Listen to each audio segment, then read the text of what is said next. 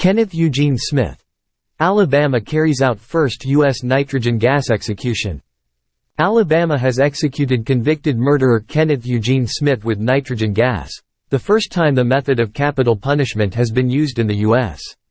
Smith, 58, lost 2 final appeals to the Supreme Court and 1 to a federal appeals court, arguing the execution was a cruel and unusual punishment. In 2022, Alabama tried and failed to execute Smith by lethal injection.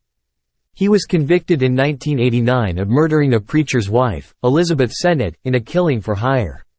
According to the Death Penalty Information Center, Smith is the first person to be put to death using pure nitrogen gas anywhere in the world. Alabama and 2 other U.S. states have approved the use of nitrogen hypoxia as an alternative method of execution because the drugs used in lethal injections have become more difficult to find, contributing to a fall in the use of the death penalty nationally. 5 members of the media were transported by van to Hallman Correctional Facility in Atmore to witness the execution. "Tonight Alabama causes humanity to take a step backwards," Smith said, according to witnesses. "Thank you for supporting me.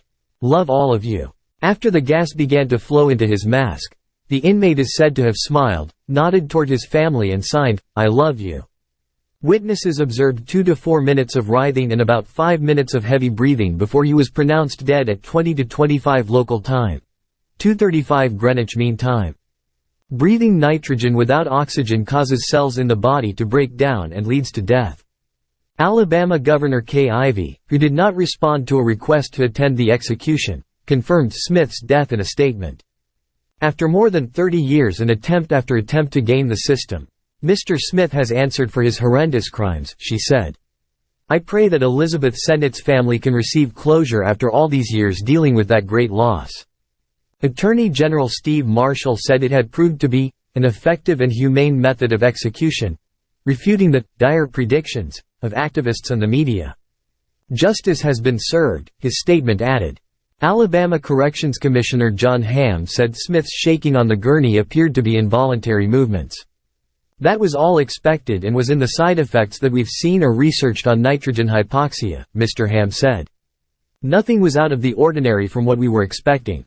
Alabama said in an earlier court filing that it expected Smith to lose consciousness within seconds and die in a matter of minutes. Smith was one of 2 men convicted of murdering Mrs. Sennett in a $1,000 (£790) killing for hire in March 1988. The 45-year-old was beaten with a fireplace implement and stabbed in the chest and neck, and her death was staged to look like a home invasion and burglary. Her husband Charles Sennett, a debt-ridden preacher, had orchestrated the scheme to collect insurance money. He killed himself as investigators closed in. Smith's fellow hitman, John Forrest Parker, was executed in 2010. At his trial, Smith admitted to being present when the victim was killed, but said he did not take part in the attack.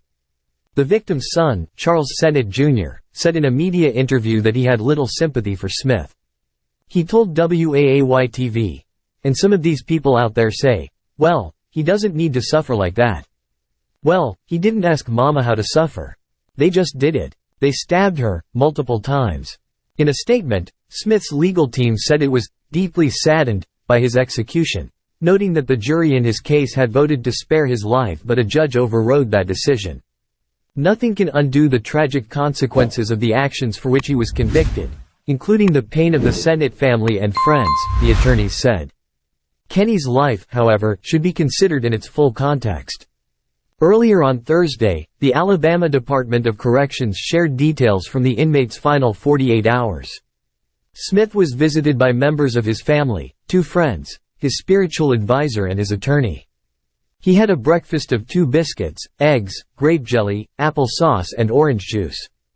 His final meal was steak and eggs with hash browns. Alabama tried to execute Smith by lethal injection 2 years ago, but they were unable to raise a vein before the state's death warrant expired. On Thursday night, the Supreme Court denied him a last-minute reprieve. 3 liberal justices dissented from the conservative-led majority's ruling. Having failed to kill Smith on its first attempt, Alabama has selected him as its guinea pig to test a method of execution never tested before, Justice Sonia Sotomayor wrote. "The world is watching. That decision came a day after the Supreme Court declined to take up another challenge by Smith. The nitrogen execution had been denounced by some medical professionals, who warned it could cause a range of catastrophic mishaps, ranging from violent convulsions to survival in a vegetative state. Last week, the UN's High Commissioner for Human Rights urged a halt to the execution, saying that gassing Smith could amount to torture or other cruel, inhuman or degrading treatment under international human rights law.